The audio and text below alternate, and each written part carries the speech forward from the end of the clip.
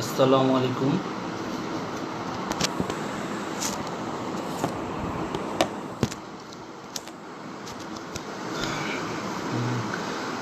আসসালামু আলাইকুম। প্রথমেই আমি সবাইকে শুভেচ্ছা জানাচ্ছি যারা আমার এই দ্বিতীয় লাইভ ক্লাসে যুক্ত হয়েছে। অ্যান্ড এবং আমি প্রথমেই কৃতজ্ঞতা প্রকাশ করব শ্রদ্ধেয় প্রিন্সিপাল স্যারকে, যার ঐকান্তিক সহযোগিতায় আমি আজকে দ্বিতীয়বারের মতো লাইভ ক্লাসে আসতে পেরেছি। তো এবং সম্মানিত আমার সহকর্মীবৃন্দ এবং শিক্ষার্থীবৃন্দ এবং যারা আমার শুভাকাঙ্ক্ষী রয়েছেন, সকলকেই প্রথমেই আন্তরিক অভিবাদন জানাচ্ছি আমার সাথে যুক্ত হওয়ার জন্য। তো ইতিমধ্যে আমাদের সাথে আস্তে আস্তে অনেকেই জয়েন করছেন। ইতিমধ্যে আমি দেখতে পাচ্ছি হৃদয় হাসান, আশিন, তৃষা জয়েন করেছে, আর অনেকেই জয়েন করছে। তো আমি মেইন টপিকে যাওয়ার আগে কিছু ইন্ট্রোডাক্টরি কিছু বিষয় আমি আলোচনা করব, যাতে করে আমাদের ভিশন এবং আমাদের মিশন সম্পূর্ণ ক্লিয়ার থাকে। তো কিছুটা আমি 2 মিনিট সময় নিচ্ছি। তো আমরা যদি আমাদের মিশন এবং ভিশন যদি আমরা ক্লিয়ার করতে না পারি, কখনই লাইভ ক্লাস, রিয়েল ক্লাস কোনোটাই আমাদের কাজে আসবে না। তো প্রথমেই আমাদের ঠিক রাখতে হবে যে আমাদের মিশন এবং ভিশন এই দুইটা যদি ঠিক থাকে, তবেই আমাদের পক্ষে ভালো করা সম্ভব। তো আমি অনেকেই হয়তো জানে না যে আজকে সমাজকর্মের লাইভ ক্লাস হবে। তো আমি যারা ইতিমধ্যে জয়েন করেছে, আমি সবাইকে বলবো যে সবাইকে এই বিষয়টা জানিয়ে দিলে ভালো হয়, এতে করে অন্যরা উপকৃত হবে। হ্যাঁ, ইতিমধ্যে আমরা আরও দেখতে শাকিল হুসাইন কে জয়েন করতে দেখতে পেরেছি, আরও অনেকেই জয়েন করছেন। তা একটু সময় নিচ্ছে এই জন্য যে যদি সবাই আস্তে আস্তে, অনেকে হয়তো জানে না ইতিমধ্যে, হয়তো বা আসতে অনেকে লেট হতে পারে। তো এই জন্য একটু সময় নিচ্ছে আর কি, যাতে করে সবাই জয়েন করার পরে ক্লাসটা আমরা শুরু করলে সবচেয়ে ভালো হয়। তো আমি তোমাদেরকে আমি ক্লাস নেওয়ার মধ্যে যদি কারো কোনো কোশ্চেন থাকে, অবশ্যই তোমরা কমেন্টস করে জানাবা। আমি যথাসম্ভব চেষ্টা করব তোমাদের উত্তরগুলি দেওয়ার। এবং তোমরা এই লাইভ এফবিতে যে লাইভ ক্লাস চলতেছে, এটা তোমরা অবশ্যই শেয়ার করবে, যাতে করে তুমি এবং তোমার বন্ধুরা সবাই উপকৃত হতে পারে। তো আজকের মূলত আমরা সমাজকর্মের নিয়ে আলোচনা করব, ফার্স্ট পেপার। তো আমাদের ফরিদ হুসাইন আমার সহকর্মী যুক্ত হয়েছে, ধন্যবাদ ফরিদ। তো একটা ক্লাস এবং একটা লাইভ ক্লাসের সার্থকতা তখনই হয় যখন অনেক বেশি ভিউয়ার যুক্ত হয়, তখন লাইভ ক্লাস এবং রিয়েল ক্লাসও খুব বেশি স্টুডেন্ট যখন ক্লাসে থাকে, তখন এই ক্লাসটা বেশি এনজয়েবল হয়। তো পড়াশোনা মধ্যে যদি এনজয়মেন্ট না থাকে, তখন এই পড়াশোনাটা আসলে বোরিং হয়ে যায়। আচ্ছা, যাই হোক, অনেকক্ষণ আমরা সময় নিয়েছি। তো আমরা প্রায় 40 মিনিটের মতো থাকবো এই লাইভ ক্লাসে, এবং আমি এটা কথা দিচ্ছি, যারা এই লাইভ ক্লাসে থাকবে এবং আমার এই লেকচারটা যারা মনোযোগ দিয়ে শুনবে এবং এটা বাসায় এটা ঠিকভাবে শিখবে, আশা করি সে অবশ্যই এইখান থেকে যদি কোনো কোশ্চেন আসে, ডেফিনেটলি সে A+ পাবে। কিন্তু শর্ত একটাই, অবশ্যই তুমি A+ পাবা, সেই দায়িত্ব আমি নিচ্ছি। কিন্তু তোমার অবশ্যই আমার লাইভ ক্লাসে থাকতে হবে, এবং তোমাকে আমি যা যা বলছি সেটা তোমাকে অবশ্যই মানতে হবে। এবং অনেকে দেলোয়ার হুসাইন, ধন্যবাদ, যুক্ত হয়েছে। Israt Maria, ex student of social work, ধন্যবাদ। Delwar Hussain, ex student. তো সবাইকে ধন্যবাদ জানাচ্ছি, অনেকেই ইতিমধ্যে যুক্ত হয়েছে। তা আমি আমার একটু মেইন টপিকে যাওয়ার আগে, আমি একটু ক্লাসে যাওয়ার আগে আমি দুইটা গল্প দিয়ে আমি শুরু করব, যেটা আশা করি তোমাদের খুব কাজে লাগবে। কারণ আমি একটু ডিফারেন্ট টাইপের ক্লাস নিই, এই জন্য যাতে করে তোমার মধ্যে বোরিংনেস কাজ না করে, আর যাতে করে তুমি তোমার ভিশন এবং মিশন সম্পর্কে তুমি খুব দায়িত্ববান হও। সেজন্য আমি কিছু গল্প অবশ্যই প্রথম ক্লাস আমি কিছু গল্প দিয়ে শুরু করেছি। আজকে আমি যে গল্পটা বলবো, দুইটা গল্প। প্রথম যে বিষয়টা হচ্ছে যে আমরা সবাই কিন্তু, বিশেষ করে ছেলেরা, আমরা কিন্তু ঘুড়ি উড়াই, ঠিক আছে? বেসিক্যালি গ্রামে শহরে সব জায়গাতে কিন্তু আমরা কি ঘুড়ি উড়াই। তো আমরা ঘুড়ি একটা জানি, যখন আমরা ঘুড়ি আকাশেতে উড়ে তখন কিন্তু সেই পুরো আকাশটাই কিন্তু ঘুড়ির, ঠিক আছে? সে এদিক সেদিক যেখানে ইচ্ছা সেখানে কিন্তু যেতে পারে, তার কোনো মানা নাই, বাধা দেওয়ার কেউ কিন্তু নাই। কিন্তু নিচে যার হাতে নাটাই আছে, সে সুতা ছাড়তে থাকে, ঘুড়ি উঠতে থাকে, এদিক সেদিক বিভিন্ন জায়গায় যেতে থাকে ঘুড়ি। কিন্তু এই ঘুড়ি কিন্তু সে নিজেও জানে না, এই যে সে আকাশে উঠছে, একটা সময় কিন্তু তার অবশ্যই মাটিতে কিন্তু নামতে হবে, যখন যে উড়াচ্ছে ঘুড়ি সে যখন চাইবে, তখন সে নাটাই ধরে টান দিবে, এই ঘুড়ির কিন্তু অবশ্যই আকাশ থেকে মাটিতে নামতে হবে। তা আমাদের মধ্যে অনেক স্টুডেন্ট আছে যারা আমরা আকাশের মধ্যে বিচরণ করছি ইচ্ছে মতো, নিজের ইচ্ছে মতো। আমরা হয়তো পড়াশোনার দিকে খেয়াল করছি না, ক্লাসের দিকে খেয়াল করছি না, বা লাইভ ক্লাস করছি না, বা বাসায় পড়ছি না, যেদিকে ইচ্ছা সেদিক, কারণ সে নিজেকে স্বাধীন মনে করছে। কিন্তু সে কিন্তু জানে না, আফটার 2 ইয়ার্স, 2 বছর পরে তারও কিন্তু মাটিতে নামতে হবে। যেমনি করে ঘুড়ি যেমন আকাশে উড়ে মাটিতে নামতে হয়, ঠিক তেমনি করে যারা আজকে ইচ্ছে করে মানে প্রাধান্য না দিয়ে, গুরুত্ব দেয়নি, যারা এখানে সেখানে ঘুরে বেড়াচ্ছে, ঠিক আছে, টিভি দেখছে বা অলস সময় পার করছে, পড়াশোনা করছে না, তারও কিন্তু সেই ঘুড়ির মতো 2 বছর পরে মাটিতে নামতে হবে। সেই নামাটা যাতে ভালো হয়, কান্নার না হয়, দুঃখের না হয়, এটা যাতে আনন্দ অশ্রু হয়, সেই কথাটা মাথায় রেখে এখন থেকে আমাদের পড়ার বিষয় কিন্তু সিরিয়াস থাকতে হবে। হ্যাঁ, ইতিমধ্যে জুবাইর হোসেন ফয়সাল আমার খুব ঘনিষ্ঠ বন্ধু যোগ হয়েছে। আমি সবাইকে আন্তরিকভাবে অভিবাদন জানাচ্ছি যে ইতিমধ্যে অনেকেই এই লাইভ ক্লাসে যুক্ত হয়েছে। সুতরাং এই লাইভ ক্লাসে আমি মনে করব যে তারাই এইটাতে থাকবে এবং তারাই ক্লাস করবে যারা নিজেদেরকে মনে করে যে না, আমি খুব সিরিয়াস। এবং আমাদের এই টাইমটা একটু অড টাইম হয়েছে, এই অর্থে যে অনেকেই ইফতারির পরে হয়তো বা অনেকের একটা অলসতা কাজ করে ক্লাস করার ক্ষেত্রে। তো আমরা থার্ড ক্লাসে অবশ্যই আমরা এই টাইমটাকে চেঞ্জ করে দেব। আচ্ছা, যাই হোক, তো আমি আরেকটা গল্প আমি অবশ্যই বলবো তোমাদেরকে, যেটা খুবই গুরুত্বপূর্ণ, তোমরা হয়তো অনেকে জেনে থাকতেও পারো। সে গল্পটা হচ্ছে এরকম যে আমরা অবশ্যই হাতিকে চিনি, হাতির বাচ্চা বা হাতি অনেকে হয়তো দেখছিও, হয়তো বা অনেকে চিড়িয়াখানায় দেখছি, বা অনেকে হয়তো বাস্তবে দেখেছি। হাতি অনেক শক্তিশালী একটা প্রাণী এবং খুবই শক্তি তার মধ্যে থাকে। এই গল্পটা আমি এজন্য বলছি যাতে করে তোমাদের ভিশনটা ক্লিয়ার হয়। আশা করি তোমাদের কাজে লাগবে।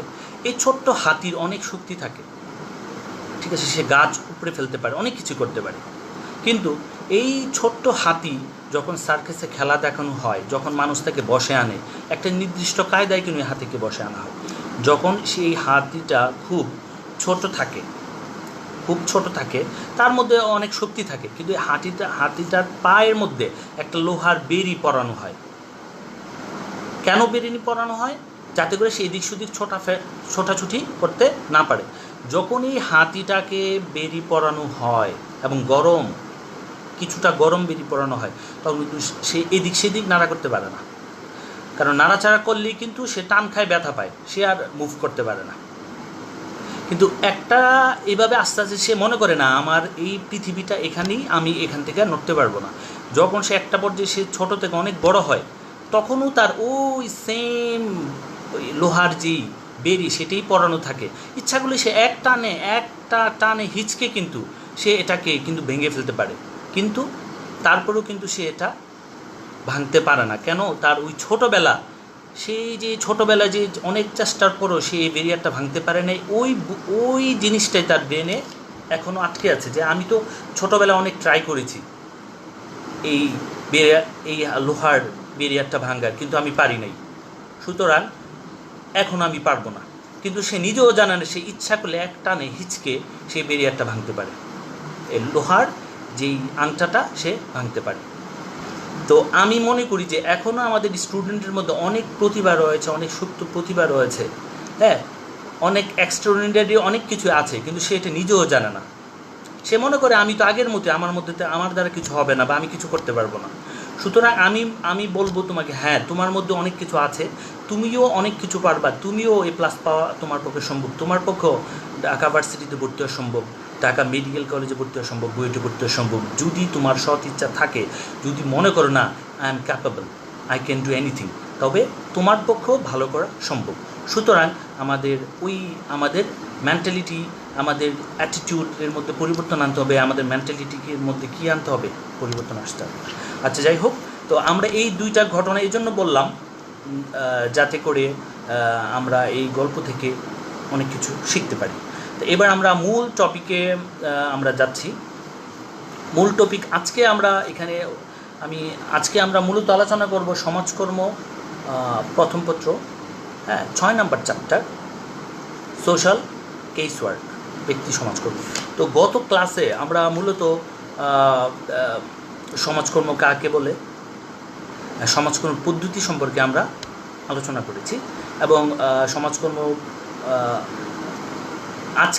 আজকে আমরা সোশ্যাল কেস ওয়ার্ক আলোচনা করব। গত ক্লাসেও কেস ওয়ার্ক আলোচনা করেছি, কিন্তু ওইটা ছিল উপাদান,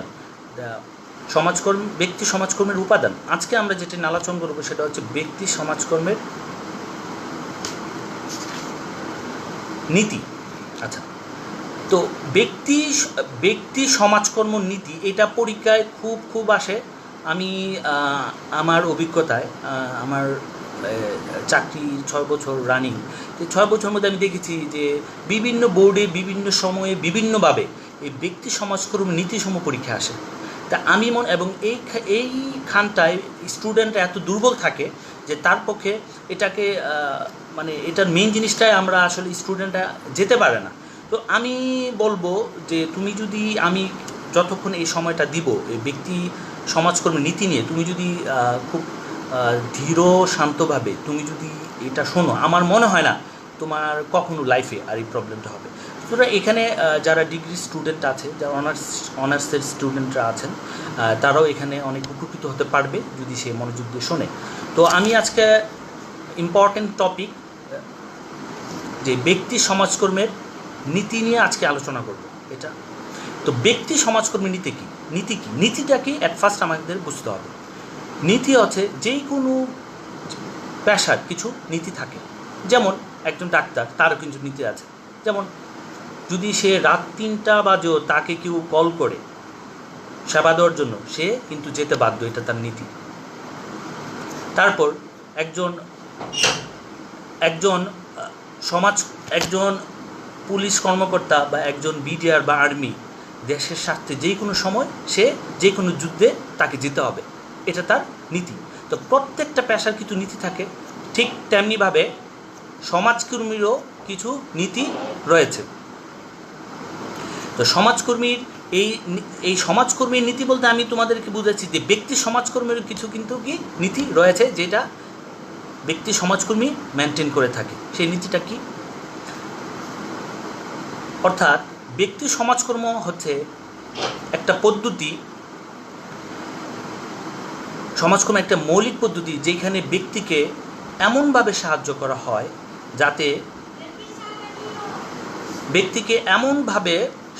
করা হয় যাতে ব্যক্তি তার সুপ্ত প্রতিভা বিকাশের মাধ্যমে, তার সম্পদ ও সামর্থ্যের সর্বোত্তম ব্যবহারের মাধ্যমে নিজের সমস্যা সমাধান করে সমাজে স্বাভাবিক ভূমিকা পালন করতে পারে। তাহলে ব্যক্তি সমাজকর্মের একটা পদ্ধতি যেখানে যার মাধ্যমে ব্যক্তিকে সহযোগিতা করা হয়, তার মনস্তাত্ত্বিক, তার আর্থিক, তার শারীরিক সকল ধরনের সমস্যা সমাধান করা হয়।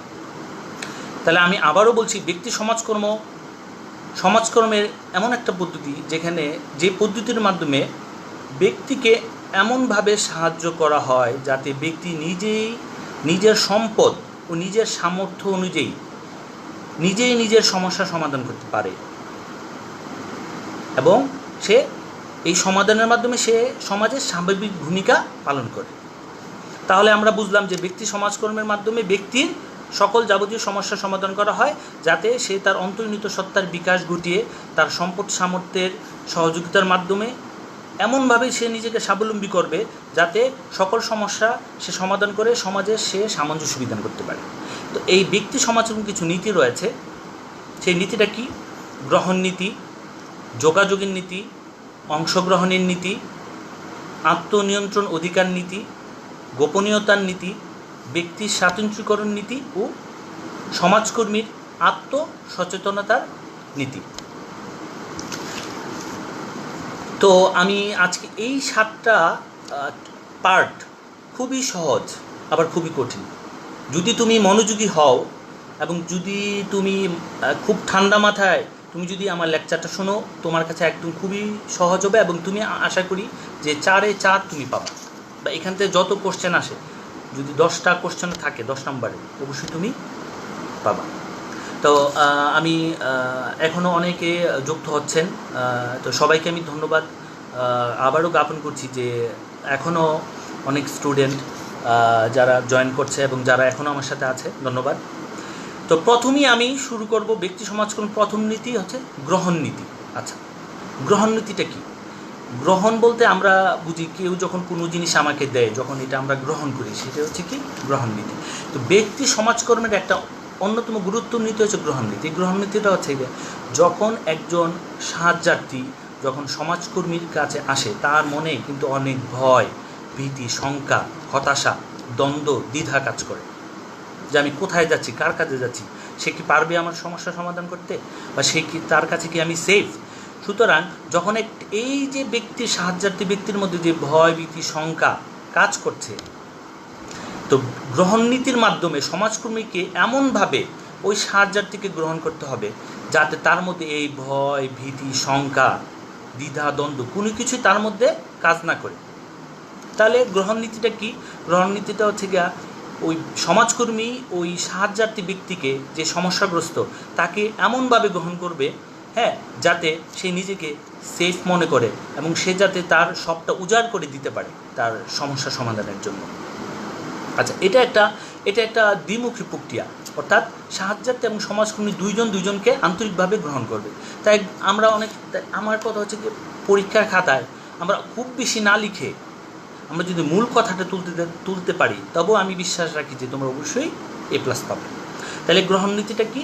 যে যখন একটা ব্যক্তি প্রথম সমাজকর্মীর কাছে আসে, তার মধ্যে যে ভয়, ভীতি, আতঙ্ক থাকে, সমাজকর্মী সেই ভয়, ভীতি, আতঙ্কটাকে দূর করে দিবে। এরকম একটা পরিবেশ গড়ে তুলবে যে সে একটা হোমলি ফিল করবে, যে নিজের বাসা মনে করবে, যাতে সে তার সবটা তার সমস্যার জন্য সমাধানের জন্য সে স্বতঃস্ফূর্তভাবে আগাইতে পারে। আচ্ছা, তারপরে আমরা আসবো যোগাযোগের নীতি। যোগাযোগের নীতিটাও ব্যক্তি সমাজকর্মের অন্যতম একটি গুরুত্বপূর্ণ নীতি। এজন্য যে যথাযথ যোগাযোগের মাধ্যমেই কিন্তু সমস্যার সমাধান করা সম্ভব।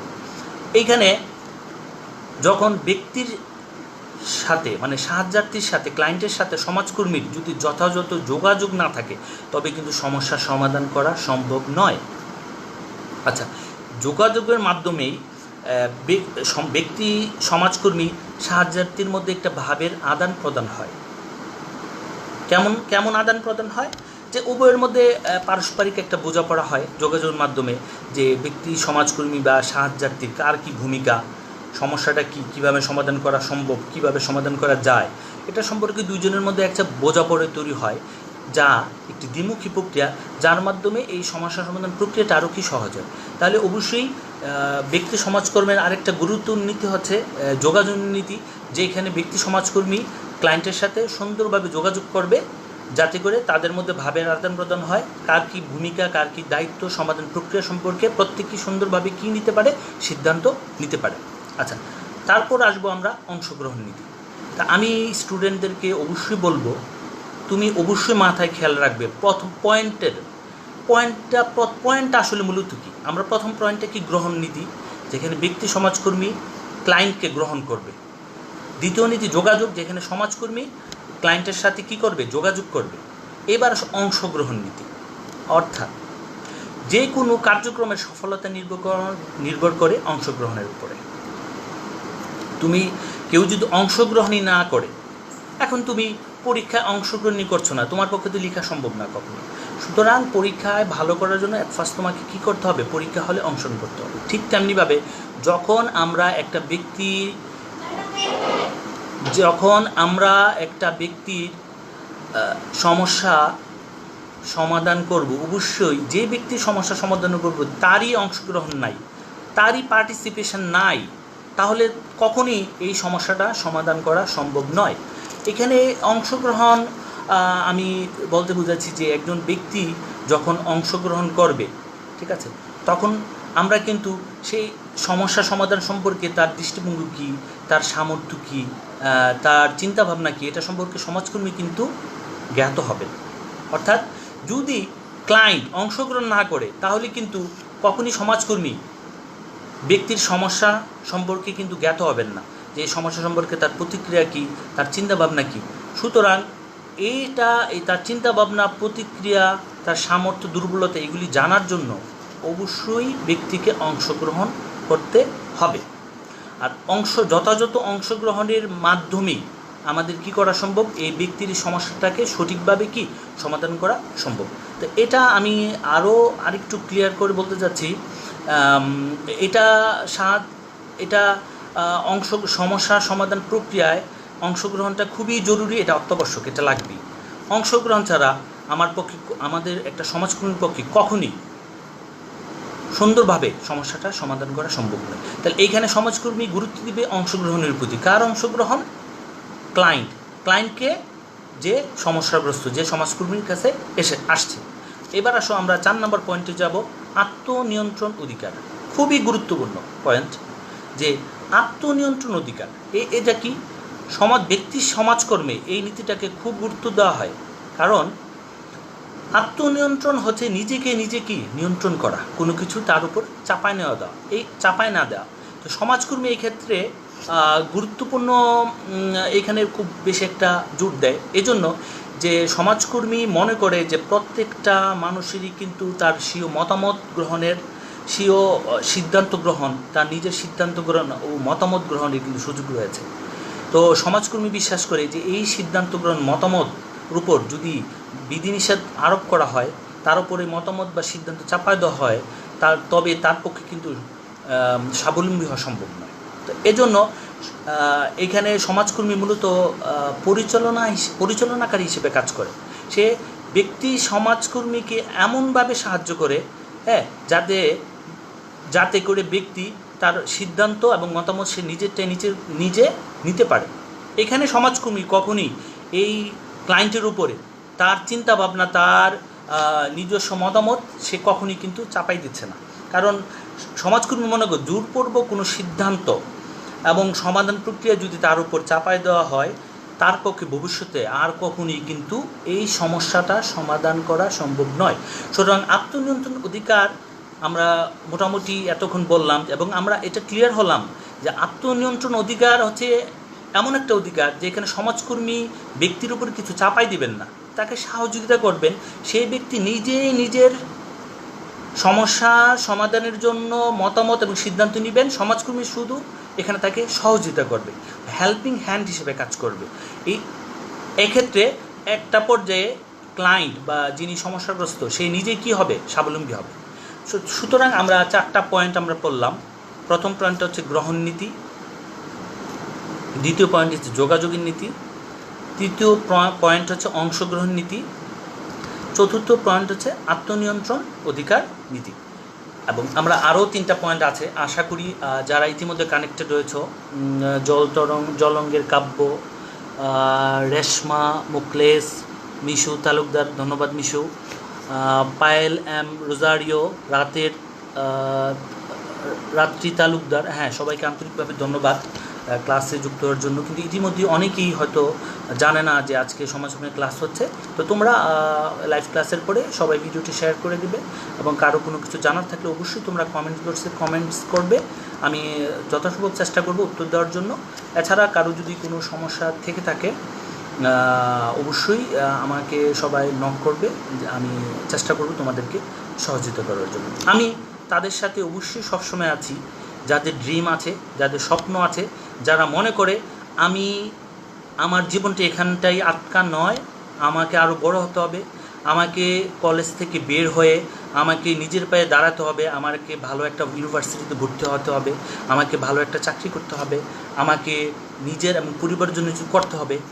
এই চিন্তাটা যাদের মধ্যে থাকবে অবশ্যই তারা কিন্তু পড়াশোনার প্রতি কিন্তু সিরিয়াস থাকবে। এটা ভার্চুয়াল ক্লাস হোক, এটা রিয়েল ক্লাস হোক, যে কোনো ক্লাসে অবশ্যই তারা কিন্তু থাকবে। আর যাদের মধ্যে কখনোই চিন্তাটা নাই যে না আমাকে এই 2 বছর পরে আমাকে ভালো জায়গায় ইউনিভার্সিটিতে ভর্তি হতে হবে, আমাকে ভালো একটা জায়গায় যেতে হবে, আমাকে সমাজের জন্য, পরিবারের জন্য, আমার জন্য অনেক কিছু করতে হবে, এই চিন্তাটা যাদের মধ্যে নাই তারা কখনোই সিরিয়াস থাকবে না, এটা ভার্চুয়াল ক্লাস হোক আর রিয়েল ক্লাস হোক। সুতরাং আমি সবাইকে হ্যাঁ ধন্যবাদ জ্ঞাপন করছি যে এখনও ইতিমধ্যে অনেকেই আমাদের সাথে জয়েন করেছেন। আমার সহকর্মী মিশু তালুকদার জয়েন করেছেন, তারপরে আরও স্টুডেন্ট ফ্লোরেন্স গমেজ জয়েন করেছে, তারপরে হ্যাঁ আমাদের কলেজে ইংরেজি শিক্ষক রাজ তালুকদার ইতিমধ্যে জয়েন করেছে। ধন্যবাদ জানাচ্ছি সহকর্মীবৃন্দদের, এবং আরও ধন্যবাদ জানাচ্ছি যারা আমার স্টুডেন্ট রয়েছে। তো সুপ্রিয় শিক্ষার্থীবৃন্দ এবং আমার যারা সহকর্মীবৃন্দ, সবাইকে ধন্যবাদ। তো আমি আরও 3টা পয়েন্টের পরে আমি শেষের দিকে আরও কিছু কথা বলবো যেগুলি হয়তো তোমাদের খুব কাজে লাগবে। আমি হয়তো বা ম্যাক্সিমাম আর 10 থেকে 15 মিনিট থাকবো এই লাইভ ক্লাসে। তো আশা করি যারা এই সমাজকর্মের সাথে জড়িত এবং যারা সমাজকর্মীর সাথে জড়িত না, সবাই এই ক্লাস থেকে উপকৃত হতে পারবে যদি সে মনে করে। তো 3rd পয়েন্টটা আমরা যেটা পড়বো সেটা হচ্ছে গোপনীয়তার নীতি। আমাদের ব্যক্তিগত জীবনে, পারিবারিক জীবনে, সামাজিক জীবনে গোপনীয়তা খুবই গুরুত্বপূর্ণ। কারণ গোপনীয়তা যদি আমরা মেনটেন করতে না পারি আমাদের পক্ষে কিন্তু কখনই ভালো করা মানে কোনো কিছুতে এগোনো কিন্তু সম্ভব নয়।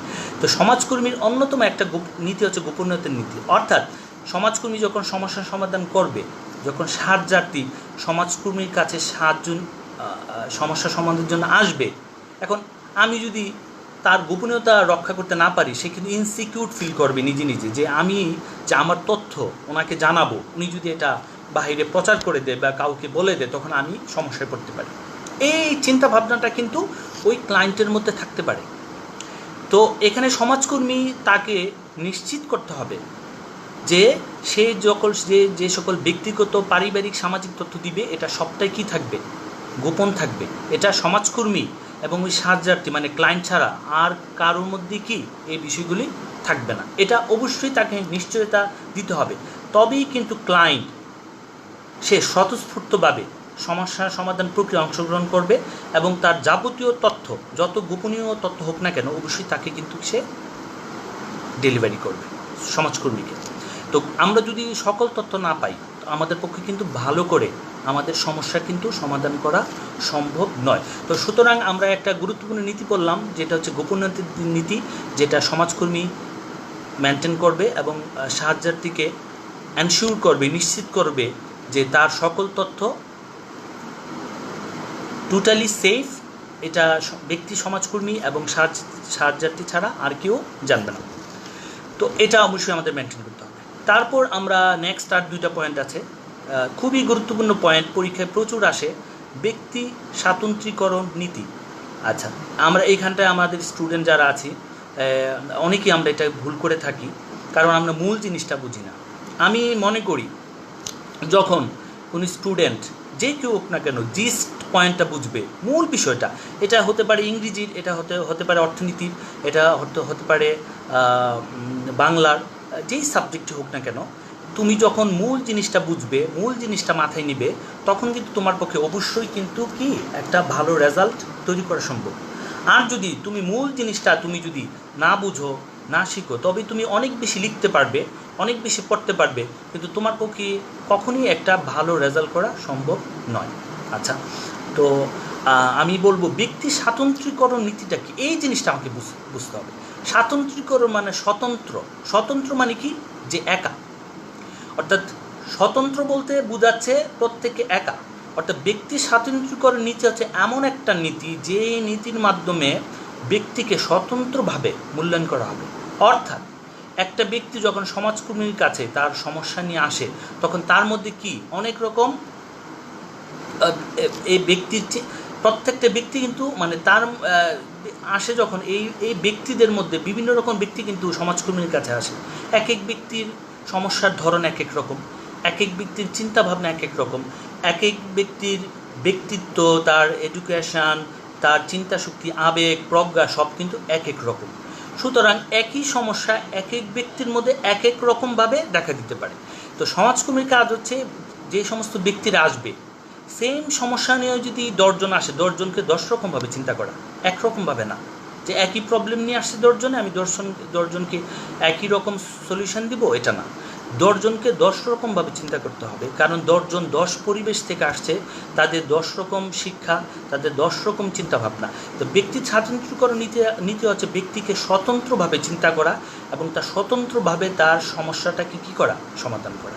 তো এটা খুবই গুরুত্বপূর্ণ। পরীক্ষায় কিন্তু 2 নাম্বার, 3 নাম্বার, 4 নাম্বারের কোশ্চেন কিন্তু আসে। তো অনেকে জানাচ্ছে নেটে অনেক প্রবলেম, এই জন্য হয়তো বা অনেকের প্রবলেম হচ্ছে কথা শুনতে, ক্লাস করতে। তো আমি তাদেরকে বলবো যারা ইতিমধ্যে আমাদের এই লাইভ ক্লাস করছে বা করছেন, যখন লাইভ ক্লাস শেষ হবে, যখন ভিডিওটা নেটে চলে আসবে, তখন কিন্তু আমরা অবশ্যই এখানে জয়েন করে আমাদের লেকচারটা আমরা শুনে আমরা ইচ্ছা করলে কমেন্টস করতে পারবো বা আমাকে ইনবক্স করতে পারবে। আমি চেষ্টা করব তাদেরকে যথাসম্ভব ফিডব্যাক দেওয়ার।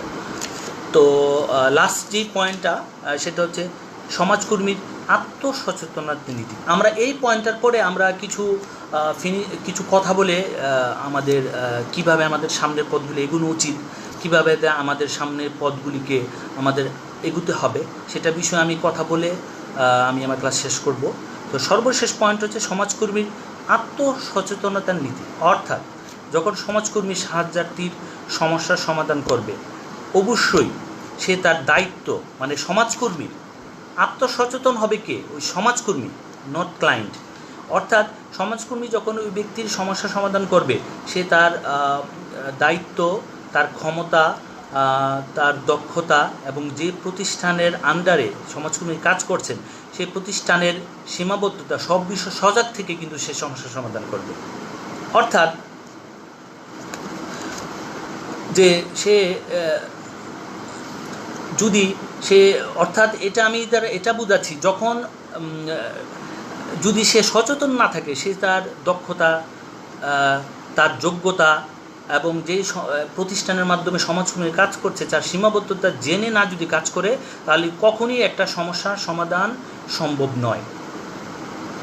কারণ সে হয়তোবা এরকমভাবে ব্যক্তিকে সাহায্য করতে চাচ্ছে যেটা ওই প্রতিষ্ঠান থেকে করা সম্ভব নয়। তো সুতরাং এটা সে কখনই পারবে না। সুতরাং আত্মসচেতন সমাজকর্মীকে ভালোভাবে কোনো ক্লায়েন্টের সমস্যা সমাধান করতে হলে অবশ্যই তাকে কী থাকতে হবে, আত্মসচেতন। অর্থাৎ কে নিজে এমনভাবে সচেতন থাকবে যাতে করে, কারণ একটা সমস্যার সমাধান করতে গেলে বিভিন্ন ধরনের ব্যক্তি কিন্তু আসেন। আচ্ছা, তো অনেকেই বলতেছে নেটে অনেক প্রবলেম হচ্ছে। তো আমি বুঝতেছি না আসলে কি এটা আমার নেটে নাকি তোমাদের নেটে, আমি বুঝতে পারছি না। তো এটা যদি ক্লিয়ার করতে আমার মনে হয় খুব ভালো হতো, যে নেটে কার প্রবলেম, আমার না তোমাদের। ঠিক আছে, আচ্ছা, যদি আমার হয় এটা আমি নেক্সট ক্লাসে যাতে এরকম না হয় সেটা অবশ্যই এটা আমি দেখব। আর যদি তোমাদের হয় তো আমি তোমাদেরকে বলবো যে ক্লাস শেষ হওয়ার পরে যখন এটা কলেজের পেজে থাকবে বা আমার আইডিতেও আমি শেয়ার করব, সেখানটাতে তুমি অবশ্যই এই লেকচারটা অবশ্যই তুমি পাবে। আচ্ছা, প্রত্যেকটা প্রতিষ্ঠানের কিন্তু কিছু রকম দুর্বলতা রয়েছে, সীমাবদ্ধতা রয়েছে, যেটার বাইরে কিন্তু একজন সমাজকর্মী কখনই কী করতে পারবে না, যেতে পারবে না। ঠিক তেমনিভাবে যখন বিভিন্ন ব্যক্তিরা এখানে আসেন, তাদের ব্যক্তিগত আবেগ, অনুভূতি, বিভিন্ন ঘটনার কারণে কিন্তু সমাজকর্মী কী হতে পারে, প্রভাবিত হতে পারে। তো সমাজকর্মী এ ব্যাপারে সচেতন থাকতে হবে, হ্যাঁ, যে যাতে করে বিভিন্ন ব্যক্তি বা বিভিন্ন ঘটনার কারণে সে যাতে প্রভাবিত না হয়। যদি সে প্রভাবিত হয় তাহলে তার পক্ষে কিন্তু ওই ব্যক্তির সমস্যা সমাধান করা সম্ভব না। এখন কোনো একটা পুরুষ আসলো, কোনো একটা মহিলা আসলো, আমি তার কথা শুনে একদম গলে গিয়ে আমি তার মন গড়ায় তার মতো তাকে হেল্প করার চেষ্টা করলাম, কখনই এটা সমস্যার সমাধান করা সম্ভব নয়। আমাকে অবশ্যই তার কথায় আমাকে গা না ভাসিয়ে আমাকে আমার দায়িত্ব সম্পর্কে সচেতন থেকে, প্রতিষ্ঠানের সীমাবদ্ধ সম্পর্কে সচেতন থেকে তাকে সহযোগিতা করতে হবে, তবেই কিন্তু সমস্যা সমাধান করা সম্ভব। তো সুতরাং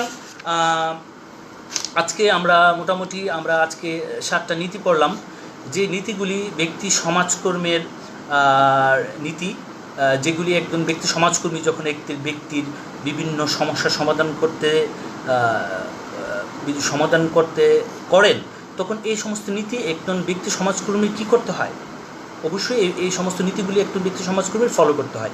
এবং আমি স্টুডেন্টদেরকে বলবো, অবশ্যই তোমরা আমার এই লেকচার শোনার পর অবশ্যই এগুলি তোমাদের ফার্স্ট পেপার বই থেকে অবশ্যই তুমি পড়বে, কারণ পরীক্ষা এটা আসার খুব সম্ভাবনা বেশি।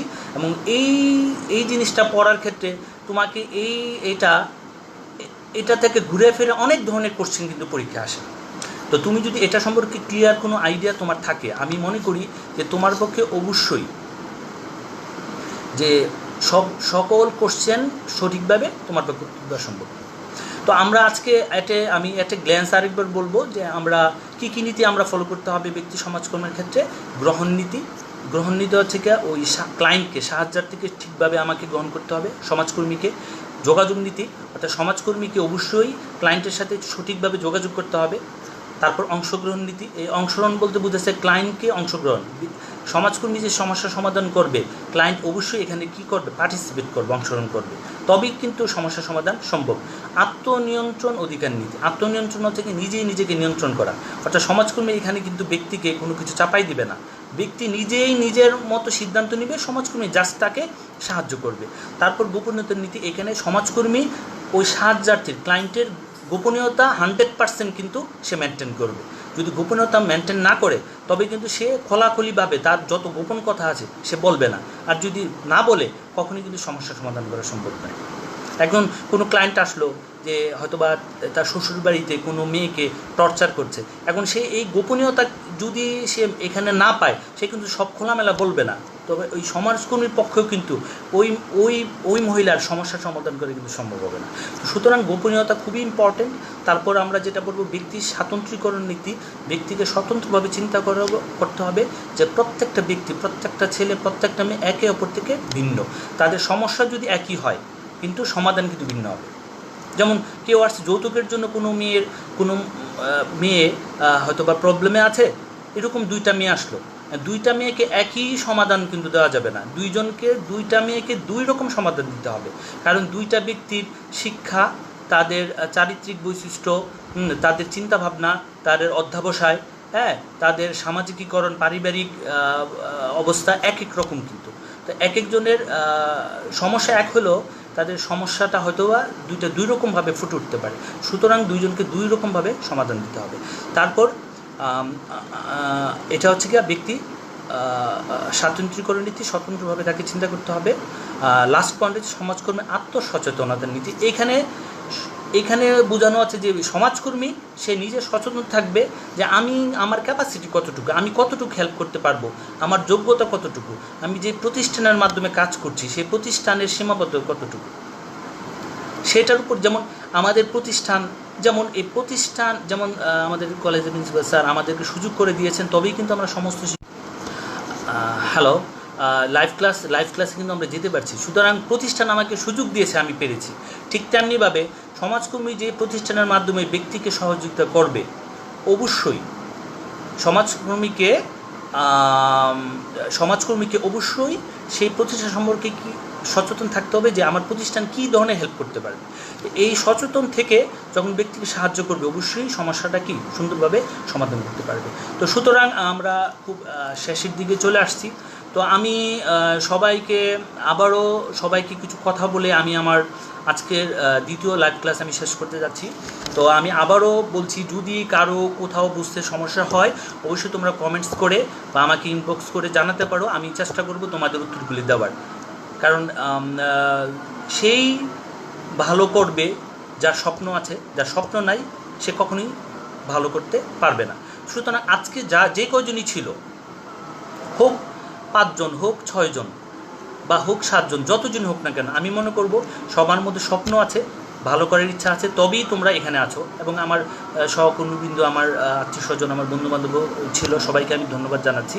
তা আমি লাস্ট অফ অল একটা কথাই বলে আমি বিদায় নিব যে তোমাকে অবশ্যই তোমাকে তোমার ক্যারিয়ারের প্রতি সচেতন থাকতে হবে, তোমার ক্যারিয়ারের প্রতি তোমাকে তীক্ষ্ণ নজর দিতে হবে এবং তোমাকে প্রত্যেকটা বিষয় ঠান্ডা মাথায় চিন্তা করে প্ল্যান ওয়েতে আগাইতে হবে, তবেই তোমার পক্ষে কিন্তু ভালো করা সম্ভব।